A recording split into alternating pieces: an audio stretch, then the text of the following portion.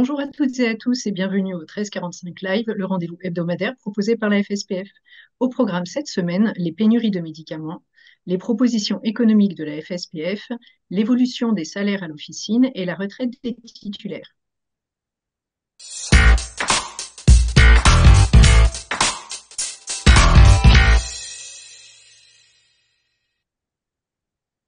Bonjour Philippe. Bonjour, bonjour à toutes et à tous. Les pénuries de médicaments continuent de perturber le quotidien des pharmaciens et des patients. Où en sont les discussions pour trouver des solutions? Deux réunions cette semaine. La première mardi avec le groupe qui a été mis en place par la Première ministre, avec Mathilde Leloup, l'ancienne directrice de la Sécurité sociale, qui est membre de la Cour des comptes actuellement, Claire Biot aussi de la DSS, et anciennement de la DSS, pardon, l'ancien président du LEM, sur les notions de prix. Comment on fait pour élaborer le prix du médicament? Donc évidemment, nous avons rappelé notre extrême attachement au modèle du générique, hein, confère ce que le combat que nous avons eu à l'automne dernier pour le PLFSS. Et nous avons insisté sur le fait que les, euh, les prix des médicaments d'intérêt thérapeutique majeur anciens ne, pardon, ne devaient plus diminuer, voire devaient maintenant réaugmenter, parce que c'était une des causes, à notre avis, de rupture. Il y a eu plein de questions sur tout sujet, sur la façon dont est distribué les médicaments, sur le bon usage avec les trodes. Donc cette émission va être assez large, hein, et, bon, il va falloir la regarder de près parce que évidemment c'est toute notre économie qui dépend de cette volonté. Mais le prix est un des éléments qui est de notre point de vue est majeur pour lutter contre les ruptures. La deuxième, c'était ce matin avec la Direction générale de la santé. Bon, c'était un point technique d'étape et je vous en ai déjà parlé, mais on confirme la création à venir d'une liste, hein, de médicaments dont il faudra reconquérir la souveraineté nationale sur l'ensemble de la production. Ce sont des médicaments qui sont à l'intérieur de la classe des médicaments d'intérêt thérapeutique majeur qui ont une sensibilité industrielle. Donc, nous avons également beaucoup insisté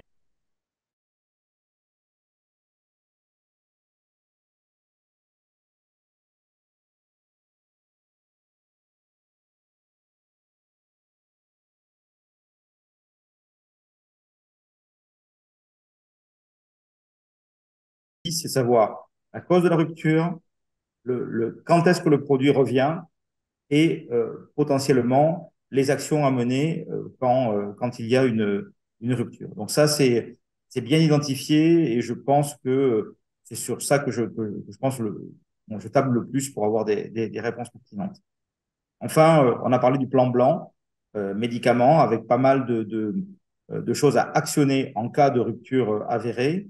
Et là aussi, avec la FSPF, on a insisté sur l'importance de permettre aux pharmaciens de substituer à l'intérieur d'une classe thérapeutique sur une liste d'équivalence faite par la NSM. C'est bien dans le scope aussi du dispositif.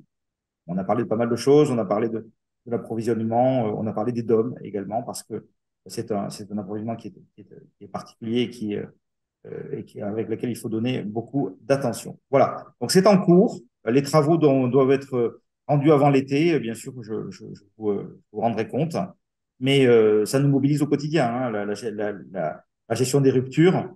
Euh, bon, on le vit encore au quotidien pour nous. J'espère que l'hiver prochain ne vivra pas la même chose. Ok, merci. Lors de la dernière Assemblée générale, des propositions économiques ont été adoptées dans la perspective des négociations qui débuteront à l'automne. Peux-tu nous les détailler? Oui, je peux le détailler parce que maintenant j'ai un mandat de négociation qui est clair, c'est un mandat de départ. Donc l'idée est donc de réclamer on part sur l'année 2019 comme étant l'année de référence. Ça, nous sommes déjà d'accord avec l'assurance maladie sur ce point. Et donc à partir de l'année 2019, nous voulons que soient pris en compte les conséquences de l'inflation, entre 19 et 24, donc le temps où nous aurons le, le rendu de cette négociation, en fait, la mise en application de ce que nous négocierons à l'automne. Et donc, ça correspond à un peu plus de 10% de, de l'enveloppe 2019, c'est-à-dire environ 750 millions d'euros. Voilà, ça c'est c'est le quantum demandé par la FSPF. Je l'ai déjà expliqué, mais je peux bien le détailler. Donc c'est une augmentation de l'honoraire HDR, de l'honoraire que tous les pharmaciens perçoivent quand ils délivrent des ordonnances. Donc nous estimons qu'il faut rallonger, augmenter de 80 centimes cet honoraire pour le faire passer à 1,30 €. Et ensuite, la création donc de 4 nouveaux honoraires de délivrance. Un premier pour les ordonnances que nous renouvellerons dans le cadre donc, de la loi RIST, c'est-à-dire les 3 mois de renouvellement de l'ordonnance. Donc, nous avons coté cet acte à 10 €. Un honoraire pour les dispensations protocolisées, c'est-à-dire les ordonnances les ordonnances, pardon, mais les dispensations que nous ferons après protocole HAS dans le cadre d'une liste de médicaments que l'agence devra créer. Donc, on parle de phosphomycine là-dessus, d'amoxicilline pour les angines, etc. Donc, c'est une de nos revendications. Et donc, ça, un acte que nous avons coté à 15 €. Un troisième acte autour des interventions du pharmacien sur l'ordonnance. Donc, ça correspond à pas mal de choses. C'est en lien avec l'ordonnance numérique qui va arriver. Et ça correspond à chaque fois que le pharmacien modifie la prescription avec des possibilités réglementaires, bien sûr, notamment en cas de rupture, comme je viens de dire précédemment. Et là, nous avons coté l'acte à 5 €. Et enfin, un quatrième acte qui, lui, est pour les officines structurantes qui sont en gros, dans des déserts à la fois médicaux et qui sont la dernière endroit de santé dans un territoire. Pour ces officines qu'on quantifie à peu près à 500, nous estimons qu'il y a un honoraire à la journée de l'honoraire astreinte, un petit peu comme sous la forme de l'honoraire de garde qu'on a chiffré à 200 € par jour. Donc voilà, ça c'est les 4 honoraires. Et ensuite, enfin, l'Assemblée générale nous a demandé de rajouter à cette liste de revalorisation d'actes qui sont dans le champ du médicament, de notre cœur de métier, une revalorisation de l'honoraire de prescription du vaccin avant qu'il arrive, puisque l'Assemblée générale, vous vous souvenez, n'était pas satisfaite de la négociation précédente à 9,60 €. Et donc, on nous a demandé de revoir ce tarif, de demander une revalorisation de ce tarif. Voilà. D'accord, merci. L'attractivité de l'officine était également au programme de cette Assemblée générale de la FSPF. Quelles sont nos propositions en matière d'évolution de salaire? Voilà. Donc, l'attractivité de la branche officinale et de l'officine, elle passe par de multiples aspects. Mais évidemment, l'aspect salaire et l'aspect convention collective et l'aspect grille d'évolution de salaire est important. Donc, évidemment, c'est nous qui devons faire des propositions. Nous sommes le syndicat patronal majoritaire, donc c'est à nous de mettre une mise de jeu. Donc, nous avons proposé, d'une part, un rattrapage du point de salaire par rapport au SMIC, donc à l'évolution du mois de janvier, d'une part. Et par ailleurs, des évolutions de la grille sur les préparateurs et les pharmaciens.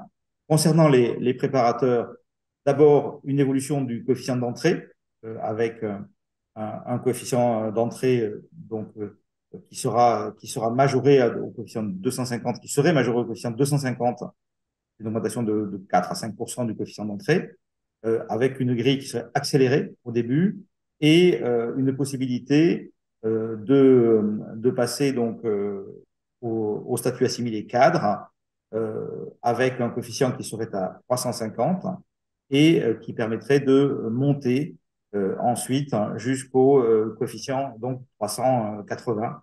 Donc une évolution de carrière qui suivrait après en assimilé cadre. Ça vaut pour le DUST et potentiellement pour ceux qui auront une licence un peu plus tard. Ça, c'est pour les préparateurs.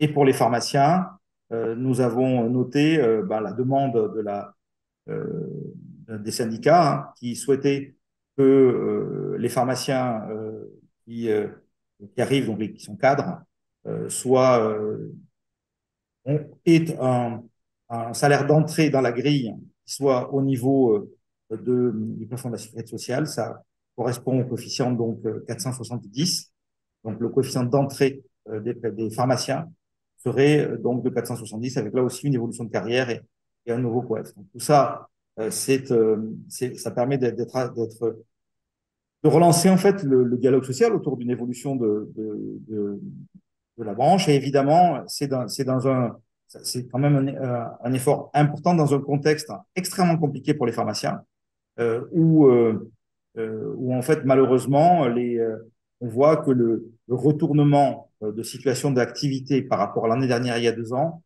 crée des catastrophes dans les officines qui ne peuvent plus assumer, en fait, c'est les conditions qu'elles avaient acceptées pendant la crise où tout le monde où il y avait beaucoup, beaucoup d'activités et donc où, évidemment il était plus que normal d'avoir des augmentations pour les équipes. Donc tout ça, c'est compliqué et je peux vous dire que l'Assemblée générale a eu un débat extrêmement houleux parce que d'une part, eh bien, nos équipes méritent d'avoir d'une part un salaire attractif et par ailleurs euh, ne pas avoir de perte de pouvoir d'achat. Et de notre côté, il y a le fameux coup de ciseau dans lequel nous sommes, c'est-à-dire que les pharmaciens, il faut qu'ils puissent l'assumer. Sinon, c'est eux qui vont aller au tapis et ce serait pas mieux pour personne. Voilà, donc un débat houleux, mais un résultat. Et nous allons le proposer aux salariés. Je pense que c'est la semaine prochaine. D'accord, à suivre alors. Le Conseil constitutionnel doit rendre son avis sur la réforme des retraites ce vendredi. Tu nous confirmes que celle-ci ne change rien pour les titulaires? Et, mais de façon bénéfique, d'autres choses changent, notamment pour les libéraux qui ont eu 3 enfants, les pharmaciens qui ont eu 3 enfants. Voilà. Et il y a également une meilleure retraite, puisqu'il y a un échange de cotisations entre une cotisation qui était dans la CSG, qui n'est pas productrice de droits, avec une partie de cette somme qui va aller alimenter les cotisations retraite qui, elles, créent des droits retraite. Donc, une amélioration de la retraite pour les professionnels libéraux en général, dont les pharmaciens bénéficieront aussi. Il n'y a également pas de changement pour la CAVP, pour notre caisse. Et, et donc, pour nous, pas de difficulté avec ce texte. Hein. Mais comme j'ai eu l'occasion de le dire, les difficultés que nous avons, c'est qu'il a généré dans le pays des clivages, des manifestations, enfin une atmosphère qui n'est pas bonne, qui rejaillit sur la santé, qui rejaillit sur le moral, et qui est donc lourde à assumer. Et j'espère que on va pouvoir avoir dans les temps à venir des meilleures façons de, de- de- d'appréhender les problèmes du pays et en tout cas de se réunifier pour les affronter. Pas très satisfait de la méthode, on va dire. Ok, eh bien, merci Philippe. Et rendez-vous la semaine prochaine, toujours à 13h45, pour un nouveau tour d'horizon de l'actualité pharmaceutique. En attendant, je vous souhaite à toutes et à tous une bonne fin de journée. À bientôt, à très vite.